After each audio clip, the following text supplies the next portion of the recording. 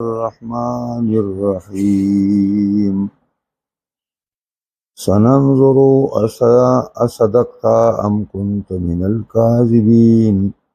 اذهب بكتابي هذا فألقه إليهم ثم تولى عنهم فانظر ماذا يرجعون قالت يا أيها الملأ إني ألقي إلي كتاب كريم إنه من سليمان وإنه بسم الله الرحمن الرحيم ألا تعلوا علي وأتوني مسلمين قالت يا أيها الملأ أفتوني في أمري ما كنت قاطعة أمرا حتى تشهدون قالوا نحن أولي قوة وأولي بأس شديد والأمر إليك فانظري ماذا تأمرين قالت إن الملوك إذا دخلوا قرية أفسدوها وجعلوا عزة أهلها الذلة وكذلك يفعلون وإني مرسلة إليهم بهدية فناظرة بما يرجع المرسلون دا د سليمان عليه السلام واقعا د بلقیس او د هغې د قوم سره شروع ده چې کله هدهد راغی او نو او سلیمان علیه السلام ته تپوس وکړو چې څه چلو چې ته نه وي نو هغه عذر پیش کړو چې زه اصل کې په داسې ما ته یو علم حاصل شوی چې تا ته نه دی حاصل شوی او ما د سبا د ښار نه تا ته یو یقیني خبر راوړی دی او د هغه خبر تفصیل یې وکړو قرآن ذکر کاغه چې هغه هدهد څه خبره وکړه نو سلیمان علیه السلام چې هدهد دا خبرې وکړې نو سلیمان علیه السلام خیال کې دا راغله چې هدهد خو یو مرغۍ ده هسې نه چې شیطان دې ته داسې څه القا کړي او دا خبرې ورته ورچولي او زه په یو متوهمه خبره کې الجاو شمه او د هغې لټون شروع کوم نو دا خو هسې عبس کار دی نو ده ته یې وویلې چې زه به ستا دروغ او رښتیا اوس معلوم کړم قال اویل سلیمان علیه السلام سننظرو زر دا چې موږ به وګورو تحقیق به وکړو د دې خبرې چې اصدقته چې آیا تا موږ ته رښتیا وویل چې رښتیا داسې یو زنانه ده او هغه د یو ملک حکمرانی کوي چې ملک سبا دی ام کنت من الکاذبین او کنا کېږې ته د دروغجنو نه پته به ولګي موږ ته چې ته رښتیا وې او که دروغ وې او هغه دا دی چې زه یو خط لیکمه دا خط ځان سره واله او دا خط هکې بلقیس ته ورسوه سلیمان علیه السلام خط ولیکو او خط مختصر ولیکو معنخیز خطی ولیکو او شاهانه خطی ولیکو او لنډی ولیکو مختصر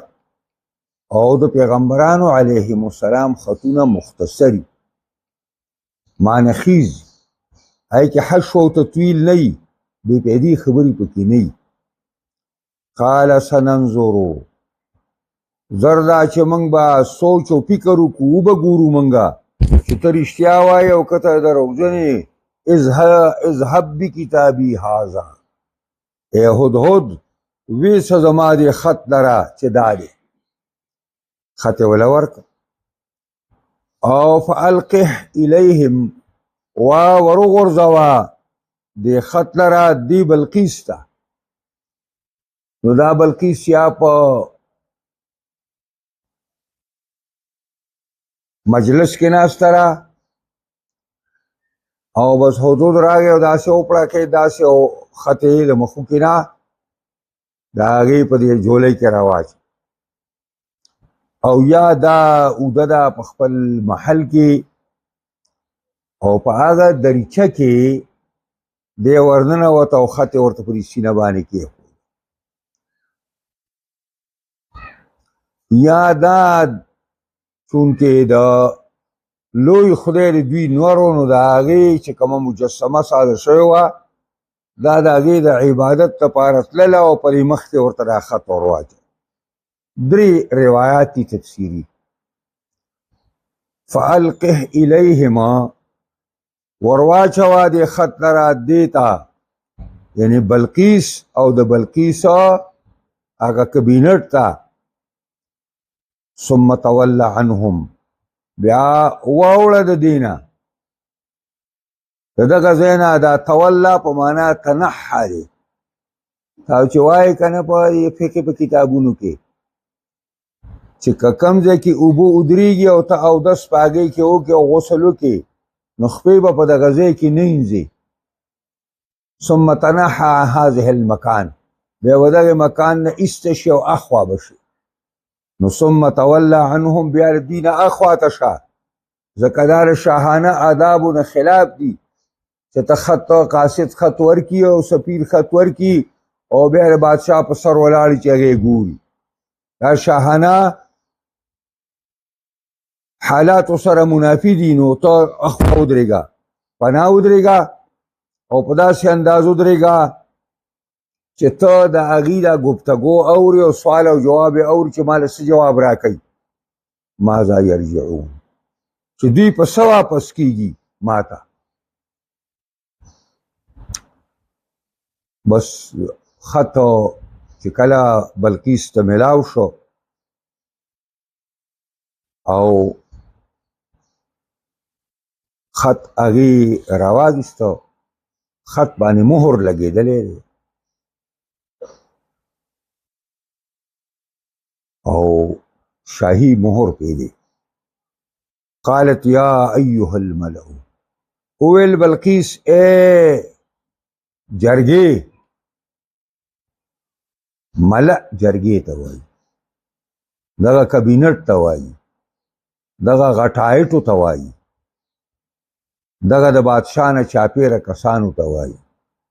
انی القی الی کتاب کریم یقینا راچولی شوی دی ما ته یو کتاب عزتمن یو خط عزتمن خط دی د هغې وجه دا ده چې یو خدا ما ته یو ډېر ناشنا طریقه باندې ده چې زما په دریچه کې او په دای کې مرغۍ راننوته او دا یې زما پرې سینه باندې راووځه دویم دا دی چې دا خط په دې باندې شاهي مهر لګېدلی دی او سیل شوی دی نو دا ډېر عزتمن خط راته ښکاري او دا خط انه من سلیمان دا خط د جانبه د سلیمان نه دی د تیر تاریخ په خطونو کې هم دا وه چې د خط په سر باندې به بسم الله نه وروستو چې چا به خط لیږه هغه به خپل نوم لیکه وانه بسم الله الرحمن الرحیم او په دې خط کې داسې دي چې ان وانه شان دا دی شروع کوم په نوم د الله باندې چې بې اندازې مهربان او زیات مهربان نو دا ناشنا خط په دې دی چې په موجوده زمانه کې څومره باچیان دي په دې عنوان باندې هغې خط نه لیکي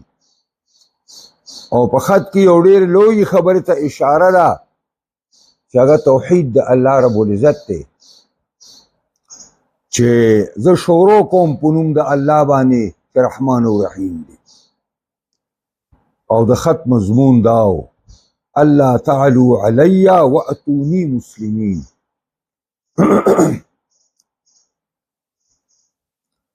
الله تعالو علی ځان را باندې غټ مه ګڼئ تکبر را باندې مه کوئ ما په نظر کې سپک ونه ګڼئ ګورئ او واتونی مسلمین، راشئ ماته تابعدار راشئ. د مسلمین یو معنا دام ده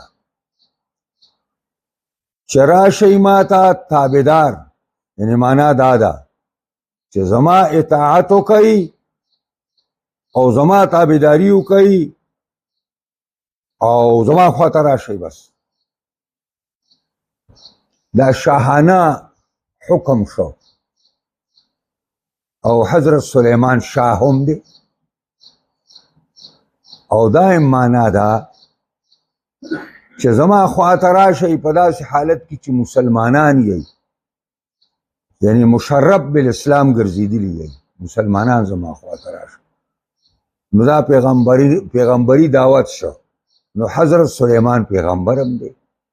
دواړه ترجمه مولانا مودودي رحمت الله علیه تفهیم القرآن کې کړي دي. او دا دوه شان دي، شان رسالت او شان شاهیت.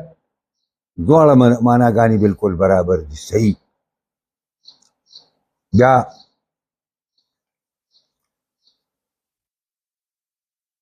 دا قالت وائی بلقیس یا ایها النمل یا ایها الملأ، اے جرگی ابتونی پی امری، مال فتوا راکئی یعنی مشوره راکئی پکار زما کی. دلته دا ابتونی معنا دا ده چې مشوره راله راکئی، فتوا راله راکئی زما په دې کار کې چې زه په دې مسله کې څه کار وکم، جنگ وکم، صلح وکم. او بیا ورته وایي چې هر کار چې د مملکت لوی کاری نو هغه چرته بغیر ما ستاسو د حضور نه او بغیر ستاسو د گواهی نه ما نه دی کړی.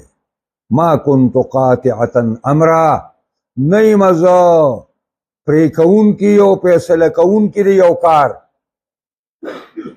حتی تشهدون، حتی چې تاسو ما ته حاضر شئ. نو تشهدون معنا تحذرون دی چې تاسو ما ته حاضر شئ. او دایم معنا ده چې حتی تشهدون، حتی چې تاسو گواهی وکئ په دې باندې چې دا رای تا پیش کړه ټیک دې باندې ګواه ستاسو. نو اله زه یو فیصله وکم د یو کار. قالو دې ملأ ورته وویلې، فوجي افسرانو، کمانډرانو، وزیرانو دې بلقیس ته وویلې چې نحنو اولی قوة و اولی بأس شدید، منګه خاوندان د قوتي، قوت بدنی زمنګ برابر دی، قوت افرادیم برابر دی، او قوت د اسلحیم برابر دی. په هر لحاظ سره منګه مقوی او مضبوطی. او بل طرف ته و اولی بأس شدید، خاوندان د جنگ سخی یو منګه. یعنی معنا دا ده چې منګه یو تجربه کار فوج یو او با صلاحیت فوج یو، منګه با صلاحیت فوج. نو دواړه کارونه برابر دي. زمنګ د طرفه احسن شته چې تاسو اډر کې بکو والامر الیک، خو اختیارات تا تسپارلی شوي دي. ته ملکه یې ملکه، نو اختیارات تا تسپارلی شوي دي. فنزوری، پس ته وګوره، سوچ او فکر وکړه، ماذا تأمرین، پس چې ته موږ ته حکم کې بس به موږ کو. دا شاهانه حکومتو لکه دا اوس چې په سعودي کې شاهانه دی، یا د نور شیخانو، یا د یهودو او د امریکې جوټان چې دي، دا لکه دوبۍ والا، دوی پرې بېدینۍ کې دونه مخکې شو چې اوس د دنیا غټ بېدینه د دوی یاري. دا شیخان په زناکارۍ کې، په سودخورۍ کې سودونه هم کوي، په شراب خورۍ کې شرابونه هم څکي، او زنا ته ایجار وایي. دوی زه یې دوبۍ ته ډېر کړی یم، ایجار ورته وایي. وایي پیسې ورکړه کار دی وکړه. دې کې څه دي؟ دې ته ایجار وایي. نو دغه ګناهونو کبیرو کې دا مبتلا و. نتیجه یې دا راله چې یهودي ډېر ذلیل قوم دی نن په دنیا کې، امریکا ډېر ذلیل قوم دی په دنیا کې. د مسلمانو د اسلام او د الله او د رسول دشمنان دي. د هغې ډډونه سرونه دي. راځي او په خپل ملک کې وله ځای ورکوي، په خپل ملک کې وله کورونه ورکوي. کلي هلته لګیا دی، د یهودو آبادي دي. نو دی وایي چې دا فانظري ماذا تأمرین، پس ته وګوره او سوچ وکړه هغه چې ته موږ ته څه حکم کوې. که د جنګ حکم کې جنګ ته تیاري وکړو، صلح کې د صلح. دې مفسرین لیکلي دي وایي دا ښځه وه، خو د دې ټولو نه زیاته د عزم او د ذهانت او د پوهې په لحاظ سره مخکې وه. قالت دې بلقیس ویلي ان الملوک اذا دخلوا قریة، باچایان یقینا چې کله دننه شي یو کلي ته په جنګ باندې، نو افسدوها، دا کلی فاسد کی، دا کلی وران کی. وجعلوا اعزة اهلها اذلة، او وګرځوي هغه عزتمن